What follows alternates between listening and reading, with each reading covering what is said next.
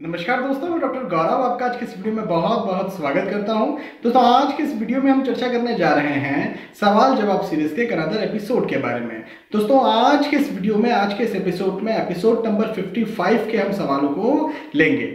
दोस्तों, आप सभी का स्वागत है। आप सभी जो भी ज्योतिषी प्रश्न मुझसे करना चाहते हैं वो इस वीडियो के माध्यम से या सवाल जवाब सीरीज के किसी भी वीडियो के माध्यम से मुझसे कर सकते हैं। आपको उसका जवाब जरूर से मिल जाएगा। केवल आपसे रिक्वेस्ट इतनी है कि आप जो भी सवाल करें वो पर्सनल, अपनी बर्थ डिटेल से रिलेटेड ना हो। यदि कोई ऐसे सवाल है जो कि सार्वजनिक है, यदि कोई ऐसे सवाल है जो कि इस वीडियो को देखने वाले प्रत्येक दर्शक को पसंद आते हैं, तो इस तरह के सवाल का स्वागत है। चलिए, आज का पहला प्रश्न जो है वो ले लेते हैं। और अभिषेक शर्मा जी मुझसे कहते हैं कि how to check Rahu is good in kundli, मतलब राहु कुंडली में अच्छे हैं, ये कैसे चेक करें। अभी आपने राहु के बारे में सवाल किया है। आप में से कई दर्शकों का सवाल होगा मेरी कुंडली में शनि अच्छे हैं या नहीं, मेरी कुंडली में केतु अच्छे हैं या नहीं, मेरी कुंडली में शुक्र। तो ओवरऑल आपको चेक करना है, तो उसके लिए बहुत आसान बात यह है कि देखिए, एक एक ग्रहों का तो यहाँ पर मैं सवाल जवाब सीरीज में बता सकता नहीं हूँ आप सभी को, क्योंकि 9 ग्रह होते हैं, 12 खाने होते हैं, बहुत बड़ा वीडियो बन जाएगा। तो बेहतर ये है कि मेरे पुराने सीरीज बने हुए हैं, सारे 9 के 9 ग्रह सारे 12 के 12 भाव में बैठेंगे तो कैसे फल देंगे आप देखिए। आप इतना डालिए सर्च, या तो यूट्यूब सर्च में आप डाल सकते हैं राहु इन फर्स्ट हाउस, और वहां पर आगे चैनल का नाम लिख दीजिए VS एस्ट्रोलॉजी, या फिर लिख दीजिए डॉक्टर गौरव गीते, तो आपको मेरा वीडियो आ जाएगा। फिर डालिए राहु इन सेकंड हाउस। ऐसे ही आपको जिस भी ग्रह के बारे में पता करना है उसका नाम डालिए, उसका हाउस डालिए और मेरा नाम लिख दीजिए, आ जाएगा। साथ ही साथ यदि आपको पूरी सीरीज देखना है तो आप एक काम कीजिए, आप जाइए इसी चैनल पर, पीछे जाइए थोड़ा सा, वहां पर वीडियोस अपलोड किए गए हैं, उन चैनल्स पर जाकर के आप देख लीजिए। इस तरह के कई मेरे पास सवाल आते हैं जिन्हें मैं यहाँ पर सवाल जवाब के एपिसोड पर नहीं दे सकता, क्योंकि बहुत बड़ा वीडियो हो जाएगा ये। तो इस वजह से वहां जाकर के आप देख सकते हैं, आसानी से देख सकते हैं। ये जो है एड्रिक, अच्छा प्रशांत हियर, इन्होंने कहा प्रशांत हियर, मुझे सैटर्न लॉन्गेविटी का कारक होता है क्या। इन्होंने लिखने में मिस्टेक कर दी है, शायद ये पूछ रहे हैं कि मुझे ये बताएं कि सैटर्न लॉन्गेटिविटी का कारक होता है क्या। लॉन्गेटिविटी मतलब दीर्घायु। अगर लियो लग्न में, मतलब सिंह लग्न में 8th हाउस में सैटर्न हो, 8वें भाव में सिंह लग्न की कुंडली में यदि शनिदेव हो और गुरु उसके लॉर्ड हो, तो 5th हाउस में है, तो सैटर्न 10th हाउस पे दृष्टि डालेगा, तो क्या लॉन्गेविटी लेस हो जाएगी। ठीक है प्रशांत जी, मैंने एक वीडियो बनाया है दीर्घायु योग इस नाम से।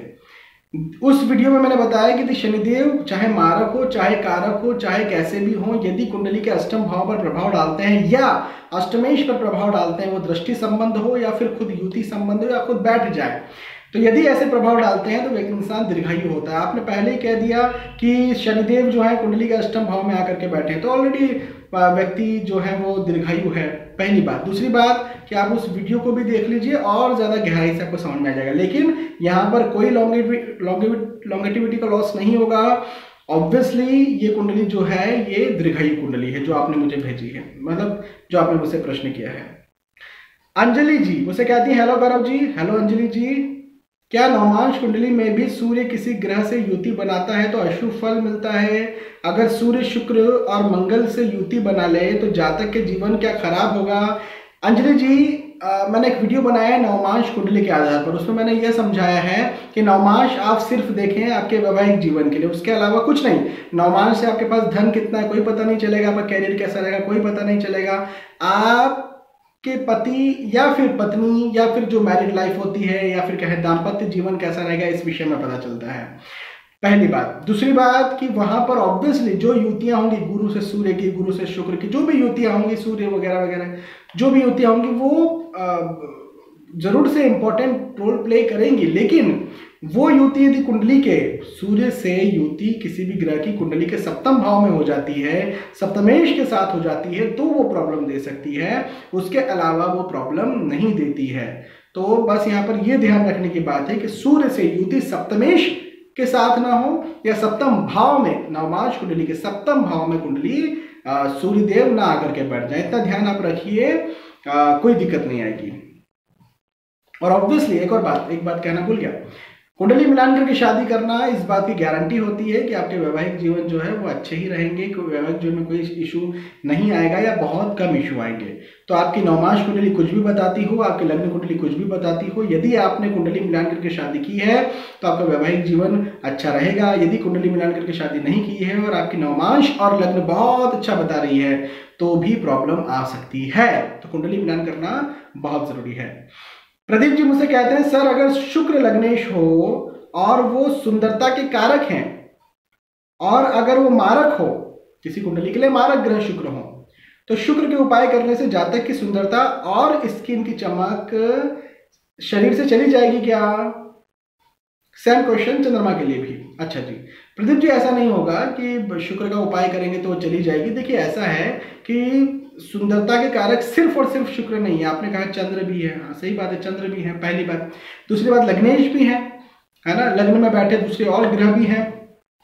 तो यदि किसी कुंडली के शुक्र यदि मारक ग्रह होते हैं तो उनका उपाय किया जा सकता है, उससे सुंदरता नहीं जाती है।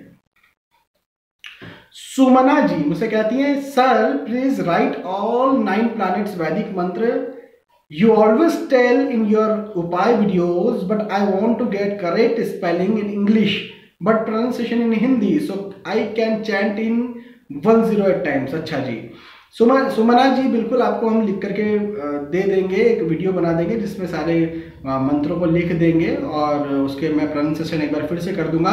लेकिन आपको मैं बता दूं कि यदि आप प्रोनाउंसिएशन चाहती हैं तो प्रोनाउंसिएशन तो अभी भी आपको मिल जाएगा। इसका कहाँ मिलेगा? इस वीडियो, इस चैनल के VS एस्ट्रोलॉजी चैनल के प्लेलिस्ट में आप जाइए, वहां पर उपायों का सीरीज मिलेगा जिसमें केवल 9 वीडियोज आपको मिलेंगे। उन 9 वीडियोज में आप देखिए सारे अलग अलग 9 ग्रहों के वो वीडियोज हैं, 9 ग्रहों के उपाय या फिर कहूँ 9 ग्रहों के बीज मंत्र उसमें मैंने प्रोनाउंस किए हुए हैं, आप वहां जाकर के सुन सकती हैं। बाकी आपने जो लिखने का बोला बिल्कुल आपको लिख करके हिंदी में भी इंग्लिश में भी हम और प्रोनाउंस करके भी मैं एक अलग से वीडियो बनाऊंगा जिसमें आपके लिए बता दूंगा। शेखर जी मुझसे कहते हैं नमस्कार डॉक्टर गौरव जी। नमस्कार शेखर जी। इन धनु लग्न Venus in 8th house and Jupiter in लग्न 1st हाउस creating a विपरीत राजयोग, does the native desire and wish get fulfilled during दशा पीरियड ऑफ Venus? अच्छा जी शेखर जी कहना चाह रहे हैं कि धनु लग्न की कुंडली है, उसके लग्न पर ही गुरु आकर के बैठे हुए हैं और जो शुक्र है वो विपरीत राजयोग का निर्माण कर रहे हैं। तो क्या शुक्र की महादशा जो है वो बहुत अच्छी रहने वाली है? सारे उसके डिजायर या जो भी वो चाहता है, जो भी उसकी इच्छा है, जो भी मनोकामनाएं पूरी होगी क्या? तो हाँ शेखर जी, यदि आप कह रहे हैं कि शुक्र विपरीत राजयोग की स्थिति में है तो 100% जो है वो बहुत अच्छी महादशा जाएगी और बिल्कुल नो डाउट मैं कहूँगा कि उसके डिजायर जो है फुलफिल होंगे। स्मिता जी मुझसे कहती है नमस्ते सर, अगर कन्या लग्न की कुंडली में बुध लग्नेश होता है और बुध की प्लेसमेंट अगर 3rd हाउस में हो तो क्या व्यवसाय अच्छा चलाने के लिए बुध का बीज मंत्र करना चाहिए या फिर कोई और है उपाय? स्मिता जी देखिए ऐसा है कि कन्या लग्न हो या कोई सा भी लग्न हो, आपको पहले तो ये देखना पड़ेगा कि कुंडली में नौकरी के योग हैं या बिजनेस के योग हैं। यदि नौकरी के योग है, बिजनेस के योग ही नहीं है तो आप किसी का भी बीज मंत्र कर लीजिए, बिजनेस नहीं कर पाएंगे भाई, भाग्य थोड़ा ना चेंज कर सकते हैं, पहली बात। दूसरी बात कि कोई सा भी लग्न का कुंडली हो, मैं हमेशा ये कहता हूं कि यदि लग्नेश 3रे 6वें 8वें 12वें भाव में होंगे तो उनके बीज मंत्र आप कर सकते हैं, जिससे बिजनेस आपका अच्छा चले ना चले वो एक अलग बात है, लेकिन आपके मन में शांति जरूर रहेगी, फिजूल की भागदौड़ नहीं रहेगी, आपको जो है जीवन में एक आसानी महसूस होगी। तो बिल्कुल बीज मंत्र तो आप ऐसे भी कर सकती हैं, लेकिन कुंडली में ये देखना जाना बहुत जरूरी है किसकी महादशा चल रही है और बिजनेस या नौकरी किसके योग बनते हैं, लेकिन बीज मंत्र आप कर सकते हैं बिल्कुल। तो दोस्तों ये आखिरी सवाल था, इस सवाल का जवाब मैंने आपको देने का यहाँ पर सटीकता के साथ देने का मैंने यहाँ पर प्रयास किया। मुझे विश्वास है कि आपको बात समझ में आई होगी, आपको वीडियो पसंद आया होगा। यदि आपको वीडियो पसंद आता है तो प्लीज लाइक करें, इसे शेयर भी करें ताकि दूसरे भी इस वीडियो का फायदा उठा सकें। दोस्तों आपने वीडियो देखा, आपका बहुत बहुत धन्यवाद। आने वाले वीडियोज में, आने वाले एपिसोड्स में फिर मिलेंगे, तब तक के लिए मैं आज के इस वीडियो में आपसे विदा चाहूंगा। नमस्कार।